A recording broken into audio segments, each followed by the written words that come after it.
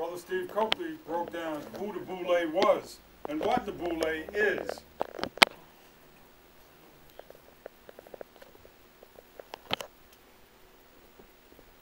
This book shows and tells all these people and the HBUs. Anybody know what HBU stands for?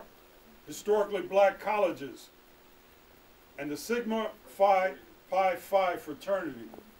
And the word Boule, translated from the Greek, has come to mean in service to the king. And they're all very loquacious, they're all very keep hope alive, they all have their little quotation, turn the other cheek. The Boule is the black secret society that goes behind the secret society that's running this country.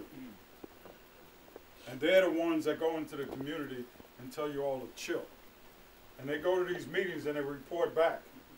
And they say how many people was at the meeting, how many were male, how many were female.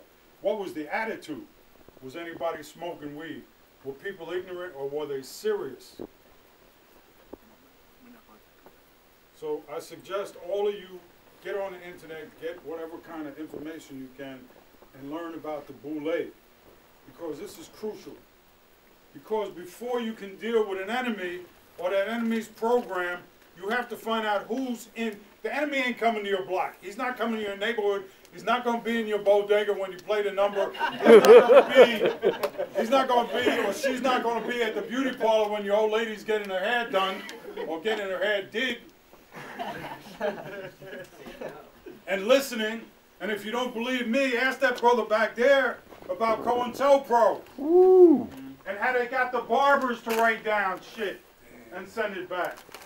The Boule can get into your neighborhood because the Boule looks like us. That's right. And you don't even know about the Boule. Well, now you know about the Boule. Yes, sir. That was the intention. That was the intention of Jesse Jackson and Martin Luther King. All of them. Wow. Jesse Jackson is the shadow senator, or was the shadow senator of Washington, D.C. Yeah, but Al Sharpton should be down with that. let me break it down just a little bit. How many of you know Uncle Ralph? Video music box. How many of you know Brother Ralph? I'm watching TV, and Jesse gets there, and he's talking that talk.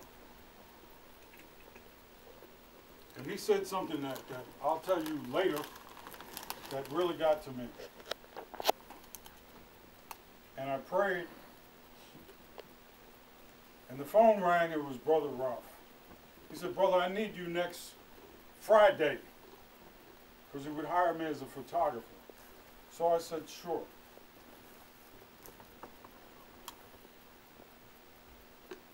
And I go with Brother Ralph, and we go into the seedy hotel. And before, as you all supposed to know, you do anything, you're supposed to check out your environment. So before I met Ralph, I'm looking around, and I see Secret Service plates. Shit. And District of Columbia Senator plates, and all kinds, you know, in a shitty little hotel on the east side. So I go in there, and who's there but Jesse? Keep hope alive. And without telling you all the details of what happened, Ralph interviewed him, put it all on tape, we're doing it, and the tape was still running. And before we got in the room, there's Secret Service there. And this is a black leader, an activist. I'm like, I asked him, I said, "Excuse me, how do you rate Secret Service as a black activist?" I don't have one. Brother Jeff don't have one. Brother Shep definitely don't have any. Brother Bam, I've never seen him with Secret Service protection. So I said, "Excuse me, Reverend," and the tape was still on. And I asked Brother Ralph. He says, "Well, that's because I'm a senator." I said, "What?" He said, "From Washington, D.C." Wow. I said, they don't have a senator from Washington. He said, "I'm the shadow senator." We got that on tape. Wow. Shadow senator. And let's go back let's go back a little bit here. What did I show you? The shadow government.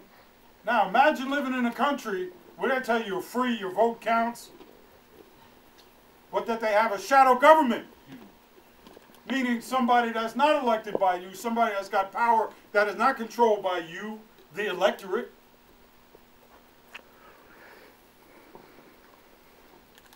Can you talk about Dr. King and Jesse Jackson real quick? Before Dr. King went out on the platform, Ralph Abernathy did a book, Go Tell It on the Mountain. Abernathy was really one of the brains behind the civil rights movement, but That's right. he didn't have a good speaking voice and he stuttered a bit, like Moses and Aaron if you go back to the Old Testament.